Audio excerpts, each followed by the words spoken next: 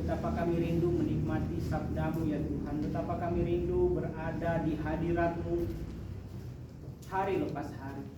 Biarlah kuat kuasa-Mu, pemeliharaan-Mu, firman-Mu menyinari, menerangi jalan kami, sehingga kami boleh berjalan sesuai dengan kehendak-Mu. Tuntun kami ya Tuhan, biarlah ada pengertian, ada kebijaksanaan dalam hati kami, supaya kami boleh memahami jalan-jalan-Mu. Ini doa kami dalam nama Tuhan Yesus kami berdoa. Amin. Shalom. Shalom. Baiklah, hari ini kita akan berbincang-bincang. Udah bulan November nih. 2 bulan lagi, udah awal November. 2 bulan lagi kita akan menapaki 2024 yang katanya ya lumayan ramai. Berarti kita nikmatilah hari-hari terakhir di tahun ini, bulan-bulan terakhir di tahun ini. Saya rindu kita sama-sama untuk berhenti sejenak dari pelarian kita karena capek. Saya angkat tema hari ini apa? Tidakkah letih kakimu berlari? Jangan nyanyi dulu. Ada yang nyanyi dalam hati ya?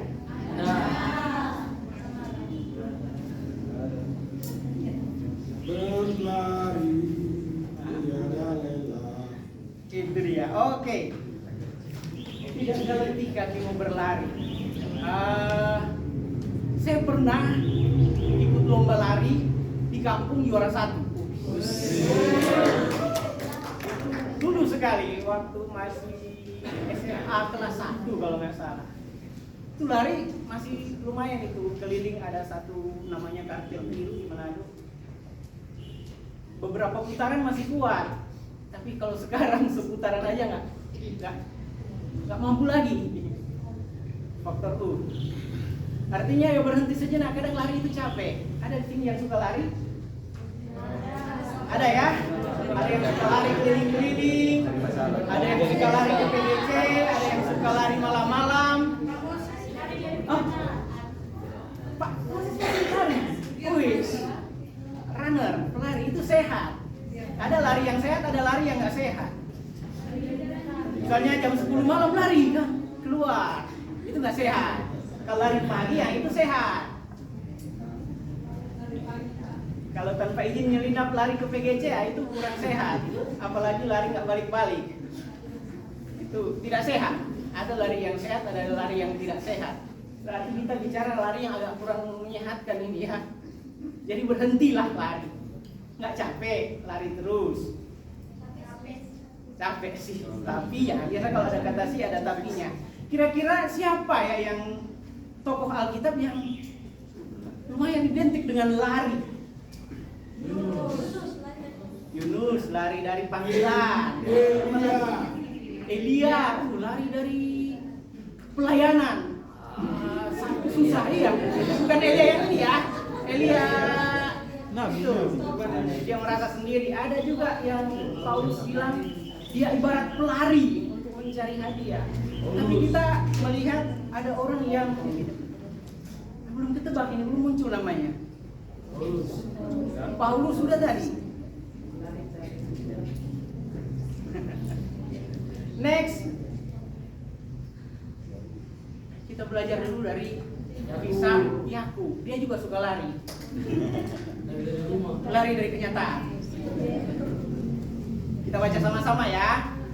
Sudah ada di slide. Kejadian 32 ayat 24 sampai ayatnya yang ke-30. Saya baca ayat 24, kita gantian bertanggapan saudara-saudari, Bapak Ibu ayat 25, begitu selanjutnya sampai selesai. Lalu tinggallah Yakub seorang diri, dan seorang laki-laki berbulat dengan dia sampai fajar menyingsing.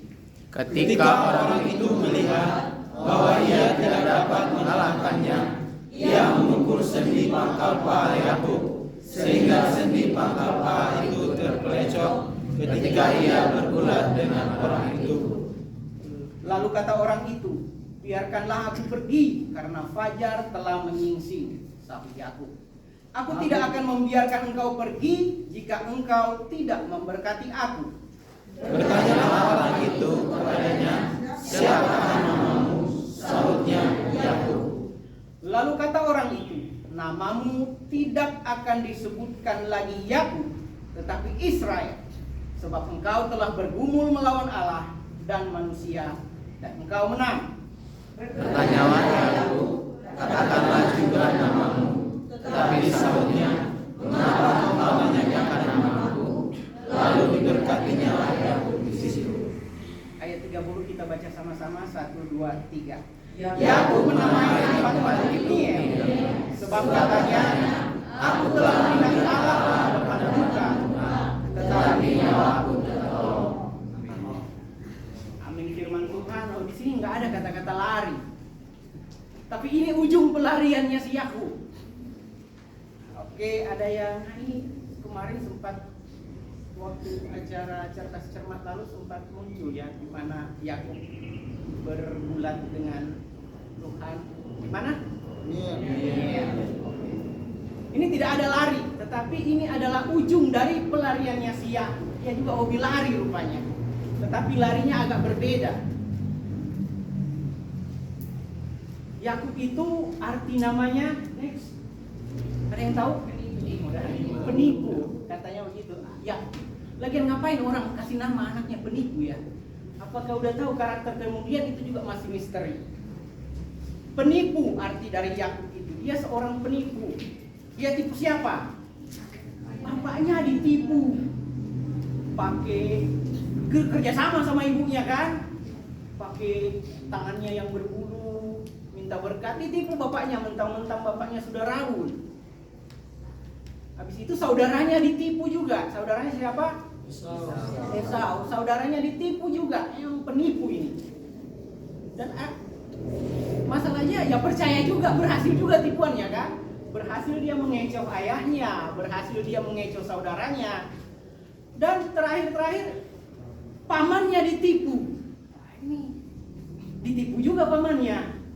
Untuk mendapatkan harta benda ya ada trik-trik penipuan. Biasanya paman itu kan suka membantu. Kalau bicara dengan paman kan biasanya paman suka membantu. Seperti yang heboh sekarang kan, ada yang katanya dibantu oleh pamannya, tanpa pamannya ya nggak bisa ngapa-ngapain, katanya nggak bisa maju maju atau mundur. Paman harusnya membantu, tapi ini paman ditipunya juga.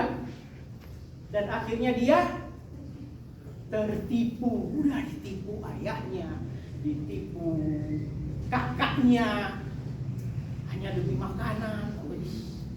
Kakaknya mau juga, ini kakaknya yang bodoh atau adiknya yang terlalu pintar, nggak tahu juga. Pamannya juga ditipu, akhirnya dia tertipu. Pamannya, kamu tipu saya. Yaitu pamannya itu si Laban itu tulangnya. Ya, tulangnya ya. Adik namanya. Iya. Jadi dia mau nikah, kita tahu lah ceritanya ya. Beberapa waktu lalu pernah dihotbahkan juga di chapel. Kita tahu kisahnya, akhirnya dia tertipu, bertahun-tahun dia tertipu oleh mertuanya. Tadi yang dia tipu pamannya, yang nipu dia mertuanya. Ternyata pamannya itu jadi mertuanya juga. Dia nikah sama paribannya ya. Iya. Tertipu. Jadi Yakub itu penipu yang tertipu, tetapi kemudian endingnya luar biasa, bisa menjadi perenungan, bisa menjadi motivasi bagi kita orang percaya. Bagi kita yang menyebut diri kita orang-orang percaya atau anak-anak Tuhan yang percaya pada firman Tuhan. Dia kemudian dirubah Tuhan dari seorang penipu menjadi seorang pejuang. Itu yang tadi yang kita baca, bagaimana dia bergumul. Dia belum tahu siapa itu sebenarnya pada awalnya, tetapi kemudian di endingnya dia tahu, dia kenal bahwa itu Tuhan yang bergumul dengan dia. Yang kemudian dia diberi nama baru, yaitu Israel. Israel itu artinya pejuang atau petarung Allah. Luar biasa, dari penipu jadi pejuang atau petarung Allah, jadi warrior, jadi pahlawannya Tuhan. Walaupun di kisah yang kita baca tadi itu cuma pendek, cuma sampai di situ, tetapi kalau kita sudah memahami sampai jauh ke depan nanti, bahkan sampai sekarang, Israel itu adalah pejuangnya Allah. Jadi dia meninggalkan dunia tipu-tipu, dia jadi pejuangnya Allah. Next, yang kemudian ini sebelum dia jadi pejuang ini yang tadi, dia ada proses yang namanya pelarian. Lari dia. Jadi pejuang ternyata tidak dari awalnya dia sudah punya jiwa pejuang. Awalnya dia jadi jiwa pelari dulu. Jadi kalau ada yang sedang menjalani pelarian, mungkin ini proses untuk Anda jadi pejuang. Amin. Amin. Dia lari dari mana? Dia lari dari Esau. Kakaknya waktu tahu dia ditipu, kakaknya niat banget mau bunuh dia. Hari-hari berkabung karena kematian ayahku. Sudah mati ayahnya nih, yang memberkati dia, yang dia tipu itu udah mati. Pada waktu itulah adikku akan kubunuh. Esau, abangnya, kakaknya, udah niat mau bunuh. Gimana nggak takut kan? Ini luar biasa ini. Apalagi mungkin masih dekat cerita tentang Kain dan Habel. Oh, itu bisa kejadian beneran mungkin kan? Daripada mati, lari dia, kabur ke tulangnya. Memang ada nasihat sebelumnya, ayahnya menasihati, ya kalau mau pergilah ke rumah saudara ibumu, kasih ke tulangnya. Lari dia ke tulangnya, ke pamannya, adik dari ibunya. Lari dia ke sana. Tetapi dia nipu-nipu juga di sana. Lari lagi dia. Gak mau lagi di rumah situ setelah dia punya anak, dia punya istri, dia punya banyak harta benda. Dia tahu pamannya sudah sadar dia tertipu dan pamannya marah-marah sama dia. Lari lagi dia. Ini orang kerjaannya lari memang. Tapi bukan lari olahraga, tetapi lagi lari dari masalah yang dia buat. Masalah. Lari dari masalah. Dan kemudian setelah dia lari dari pamannya, si Laban bukan gabung ya. Kalau si Laban itu marga ya. Si Laban, iya ini dan Yakub mengakali Laban orang Aram itu dengan tidak memberitahukan kepadanya bahwa ia mau lari. Lari juga dia, larinya diam-diam. Ada yang pernah lari diam-diam? Ada ya? Ada. Nanti laporan sama Ibu Asrama. Bu, ternyata banyak yang lari diam-diam. Masih bagus kalau kembali ya. Kalau nggak kembali, repot. Lari dia bersama keluarganya, bersama harta bendanya, istri dan semua yang dia punyai hasil tipu-tipu. Dia bawa semua lari. Pas dalam perjalanan lari dari pamannya, bingunglah dia mau kemana. Ingatlah dia, pamannya di belakang, pamannya saya lagi marah-marah, nggak mau lagi ketemu. Bahkan kalau kita baca Alkitab, udah dikasih tembok batu itu batas, jangan lewat sini, saya nggak akan lewat mendapatkan kamu dan kamu nggak boleh lewat mendapatkan saya. Udah ada batas batu di situ kalau kita baca kisahnya. Artinya pintu di belakang sudah tertutup, ada masalah di sana, ada paman, ada mertua yang marah-marah, ada yang bilang tidak ada yang lebih menyusahkan daripada susahnya seorang menantu dimarahin mertuanya. Nggak tahu ya di dunia nyata. Tetapi itu konflik dengan mertua memang agak meribetkan. Tapi ya konflik udah tertutup jalan, ke belakang ada mertua yang marah-marah. Pas di perjalanan dia lagi berpikir mau kemana, balik ke kampung halaman dia ingat, aduh nggak beres juga saya waktu kabur waktu itu kan. Di depan sana ada saudara saya yang mau membunuh saya. Bingunglah dia, disitulah dia letih berlari. Mau kemana? Di belakang ada paman yang marah-marah, ada mertua yang marah-marah. Mungkin udah kayak singa mengaum-ngaum begitu kan mau makan saya. Lari saya bersama keluarganya. Di depan ada saudara, ada orang yang dia tipu. Niat banget mau bunuh dia. Wah ini agak susah ya. Tuhan menolong. Sementara bersama-sama dengan dia ada keluarga yang harus dia pelihara, yang harus dia lindungi, yang harus dia beri makan. Wah, komplit sudah. Di belakang ada mertua yang marah-marah, di depan ada saudara yang mau membunuh dia, sementara bersama dia ada keluarga yang harus dilindungi, yang harus diberi makan, yang harus dipelihara. No way out. Mau kemana? Bingung dia. Bingung, capek dia lari. Ya Tuhan, capek lari. Akhirnya dia, kalau kita lihat kisah selanjutnya. Tetapi sebelum kita masuk di kisah selanjutnya, kayaknya familiar hal ini dengan kita ya. Next. Terjepit, namanya terjepit. Berada di antara dua masa sulit, dua keadaan sulit, namanya terjepit. Mau mundur, nggak bisa. Mau maju, nggak bisa juga. Sementara yang bersama saya harus diselamatkan. Terjepit, bagi Patrick itu mudah, tetapi bagi kita mungkin susah. Iya ya. Ada orang di pohon, ada ular. Di bawah ada singa, mau lompat ke danau ada buaya yang terlalu kelihatan ya. Ada buaya. Mau pilih mana? Sama ular. Iya, kalau orang Manado dipotong ular itu kan dimakan.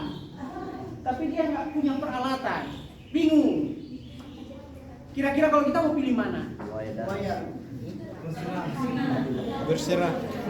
Ternyata Anda sama pintarnya dengan Patrick. Gampang.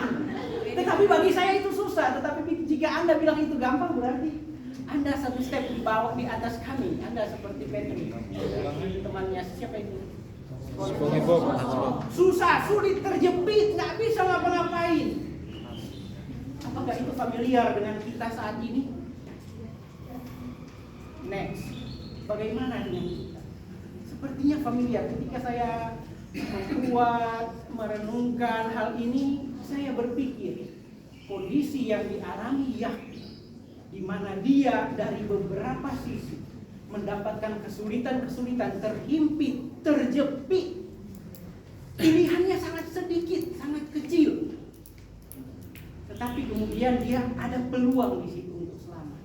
Saya berpikir kayaknya familiar dengan kita. Kita mulai dari bawah aja mungkin. Bagaimana dengan kita? Mahasiswa yang disusun skripsi, di belakang ada biaya skripsi yang manggil-manggil. Sementara di depan ada penelitian yang belum selesai. Dan kita di sini lagi sibuk berurusan dengan uang kos misalnya kan. Kayaknya mirip ya. Di belakang ada masalah, di depan ada masalah. Di kita sekitar kita saat ini juga ada yang harus diselesaikan, ada yang harus dipelihara, ada yang harus diberi makan. Di depan ada penelitian yang belum selesai, di belakang ada tagihan. Nggak ada cara lain, ya udah. Karyawan sama. Di depan mungkin ada rencana kita, beli mobil, beli rumah, atau ke keperluan keluarga, ada masa depan anak. Sementara di belakang ada apa kira-kira? Kita masih punya beban. Orang tua nun jauh di sana yang harus dibiayai, yang harus diperhatikan. Sementara kita di sini bergumul dengan kehidupan kita sendiri. Sami mawon, kurang lebih sama. Di depan ada rencana-rencana keluarga, di belakang ada tuntutan-tuntutan mungkin dari saudara, dari sana keluarga, teman pinjam dulu 100 ada di belakang sana. Sementara kita sebenarnya juga di sini yang sedang berdiri tidak lepas dari pergumulan masalah, makan sehari-hari, transport sehari-hari, masalah. Jadi karyawan mau mahasiswa sama seperti aku, kurang lebih. Sekolah juga kita udah bisa bayangkan yang mirip-mirip lah. Di depan ada visi misi besar yang harus kita jalani. Di belakang ada tagihan yang belum terbayarkan, misalnya bagi dosen-dosen kan di belakang. Sementara kita masih berjuang dengan operasional kita sendiri ya, contohnya. Ternyata mau mahasiswa, mau karyawan, mau sekolah, sampai mau terjepit, terhimpit. Jadi mahasiswa jangan mengeluh. Anda tidak sendiri. Perusahaan, institusi manapun biasanya juga begitu. Ada tagihan-tagihan yang belum dibayarkan dari vendor misalnya kan di belakang. Di tengah ada operasional yang harus tetap jalan, sementara di depan ada tender-tender yang minta dimenangkan. Sama juga kondisi belakang, tengah, depan, samawon ada masalah, ada pergumulan yang butuh struggle yang lebih, perjuangan yang lebih kuat. Sandwich generation. Ini istilah yang baru booming akhir-akhir ini. Kalau kalian pernah dengar, tahu sandwich? Roti lapis. Roti, kalau ada sayurnya, ada kejunya, ada apa? Sebagai roti. Artinya kita terhimpit di tengah, atas bawah masalah. Itu yang sekarang dibilang sandwich generation dalam hal finansial. Sandwich generation adalah mereka yang lagi menghidupi dirinya sendiri, mencoba mencapai cita-cita di masa depan dengan segala kemampuan dan finansialnya, sementara di saat yang bersamaan ada keluarga di belakang, orang tua atau sanak saudara yang harus dihidupi juga. Itu namanya sandwich generation. Jadi keuangan atau finansialnya harus menghidupi diri sendiri dan keluarga yang bersama-sama dengan dia, atau pendidikan yang sedang dia jalani. Di saat yang bersamaan dia masih harus mengongkosi, menghidupi orang-orang tertentu, misalnya orang tua, kerabat, dan lain-lain. Itu yang secara kata sekarang dibilang sandwich generation. Ini bukan masalah generasi A, B, C, sampai Z, enggak. Sandwich generation, generasi yang menghidupi beberapa poin yang seharusnya secara realitasnya dia bisa menghidupi dirinya sendiri. Tapi karena ada beban-beban itu, sandwich generation terhimpit, kurang lebih sama seperti itu. Jadi ketika melihat ini, wah, tidak lepas dimanapun posisi kita berada, bahkan gereja. Saya tidak cantumkan di sini. Sama juga, mungkin dalam posisi seperti Yakub. Di depan sana ada visi misi besar. Di belakang sana ada program pelayanan yang harus dilaksanakan. Sementara di tengah-tengah kita juga masih harus berjuang untuk asal hidup aja bisa. Masing-masing kita dalam posisi yang mungkin berbeda tetapi kondisinya sama. Posisi beda tapi kondisi sama. Mengalami apa yang namanya terhempit, terjepit sampai kita nggak bisa berlari lagi. Mau lari kemana? Ke belakang bunga bank tinggi, ke depan pinjol sih lebih tinggi lagi. Terjepit. Mau menyerah mati aja seperti Elia, ya udah ambil saja saya Tuhan. Itu Elia yang lari tadi, bukan Elia yang ini. Ya Tuhan, mati saja saya, sama dengan Yunus kan. Ketika dia lari ujung-ujungnya menyerah. Ketika Elia lari ujung-ujungnya menyerah, mati saja saya, nggak ada lagi Tuhan yang sama-sama dengan saya, kata Elia. Kata Yunus, mati saja saya Tuhan. Semuanya minta mati, menyerah. Walaupun mereka nggak mati. Tetapi akhirnya sampai pada satu titik dia berhenti, lelah, dan tidak berlari lagi. Makanya ada pertanyaan, tidakkah letih kakimu berlari?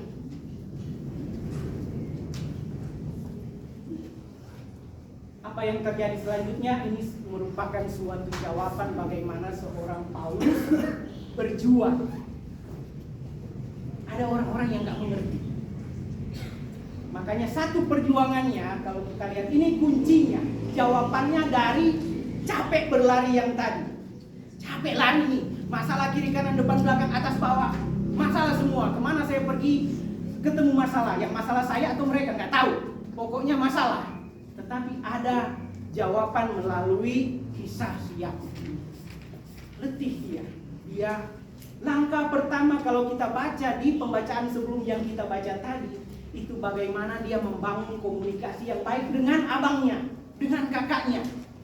Kejadian 32 ayat 4 sampai 5 mungkin nanti kita baca. Tetapi di situ mengisahkan bagaimana dia dengan lemah lembut, dengan rendah hati dia menyebut dirinya hamba kepada kakaknya itu. Dia bangun komunikasi yang baik. Tolong bilang sama abang saya, sama kakaknya. Pokoknya merendahkan diri, baik-baiklah kalian yang utusan-utusannya.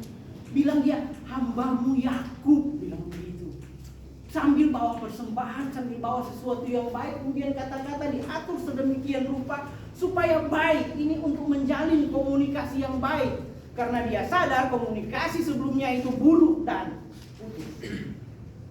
Dia mau membangun, membina kembali hubungan komunikasi yang baik. Ada orang marah-marah ke saya, ya udah, saya salah, bangun komunikasi yang baik.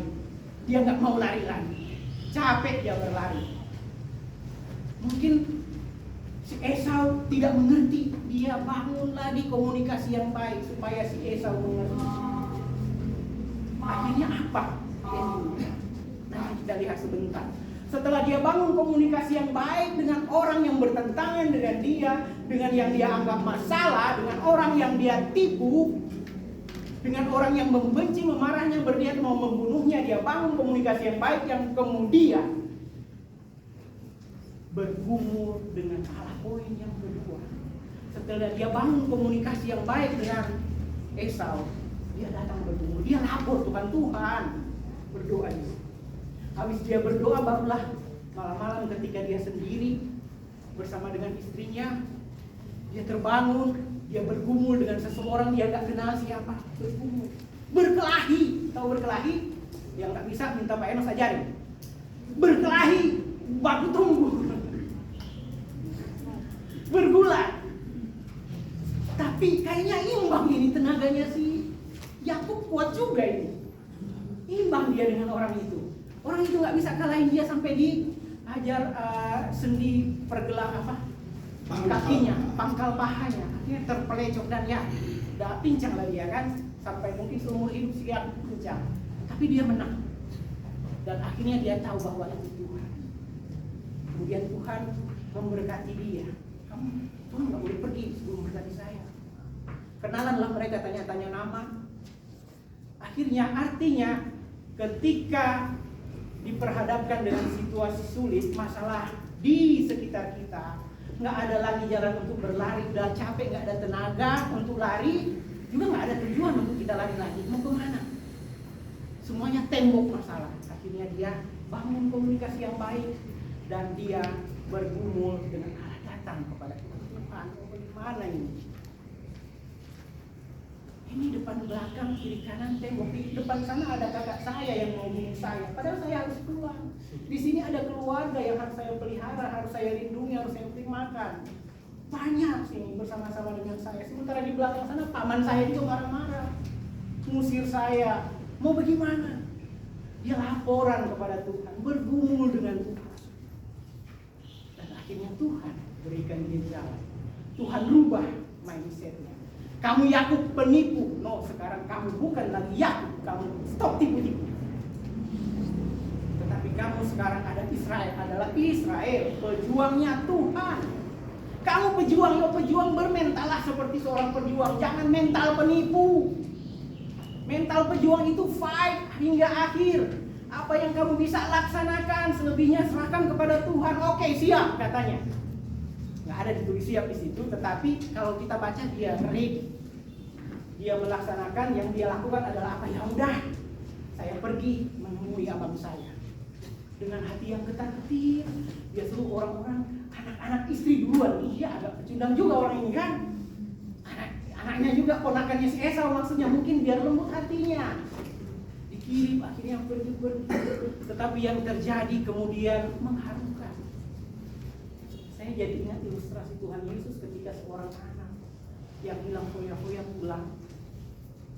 Anak ini sudah hancur hatinya, nggak mau lagi dianggap anak, anggap aja hamba. Dia udah takut sama bapaknya, dikirain mau dipotong. Tapi masih jauh, bapaknya udah lari dibuang peluk dia. Itu yang terjadi dengan peristiwa. Jadi ada gambaran kemiripan ketika saya baca. Masih jauh, Esau udah lari peluk dia. Belum sempat mungkin balik kata-kata maafnya keluar. Enggak, kamu adik. Hal yang mengharukan terjadi. Esau yang awalnya niat mau hajar, mau bunuh adik, tetapi akibat komunikasi yang baik dan pergumulan dengan Allah dilakukan oleh seorang Yakub, yang terjadi sangat mengharukan.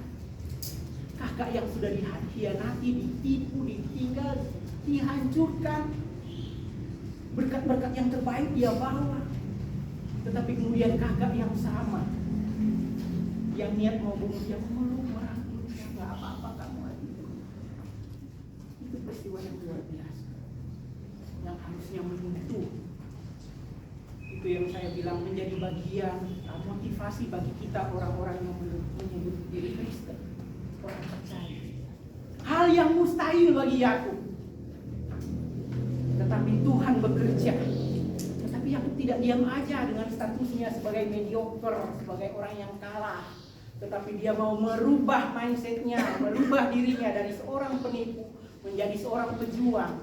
Terkadang kita juga seperti itu, harus berjuang. Masalahnya banyak yang menyerah sebelum berjuang. Akhirnya kita jadi mediocre terus-terus, nggak ada peningkatan, nggak ada progresnya. Karena apa? Kita pikir kita sudah berjuang, padahal kita masih di status yang lama sebagai penipu. Sebagai siapa status kita yang lama, kita belum mau merubah diri kita menjadi seorang pejuang. Amin. Saya pejuang itu lakukan apa yang bisa kita lakukan. Ada yang belum bikin apa-apa udah menyerah. Ini gimana, saya nggak bisa, saya ditolak. Emang kamu sudah bicara dengan sihir belum? Loh, kalau belum ya bicara dulu. Pak, gimana keuangan saya masih begini? Ya udah. Emang kamu sudah bicara sama sini? Belum. Pejuang itu ya fight kan? Mau dimanapun posisi kita berada, fight apa yang menjadi masalah kita hadapi bersama. Caranya gampang. Sudah dikasih contoh sama si Yakub. Bangun komunikasi yang baik. Biasanya komunikasi yang baik itu menyelesaikan hampir separuh dari masalah yang ada di dunia. Komunikasi yang baik. Kemudian bergumul dengan Allah, datang kepada kita. Yo. Sehingga kita sebenarnya hebat. Kita pasti Tuhan dengar. Ya kan, yang penting kita berjuang. Tuhan dengar kita. Selama ini kita hebat, cuma mungkin kita nggak didengar kan? Datang kepada Tuhan, bergumul. Kita pasti akan didengar. Amin. Amin. Terakhir, berhentilah berlari.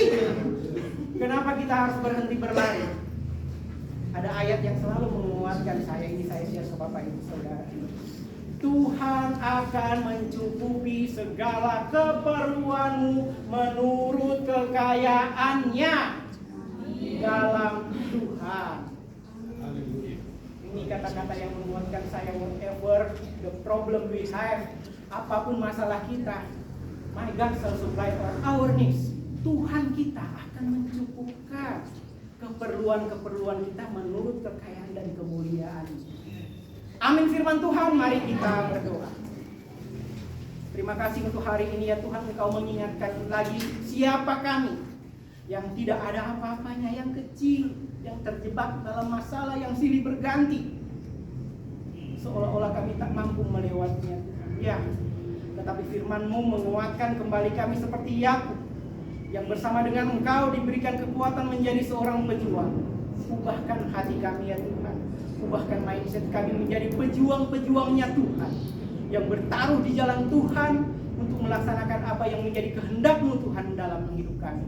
Ini doa kami, dalam nama Tuhan Yesus kami berdoa dan bersyukur. Amin. Amin.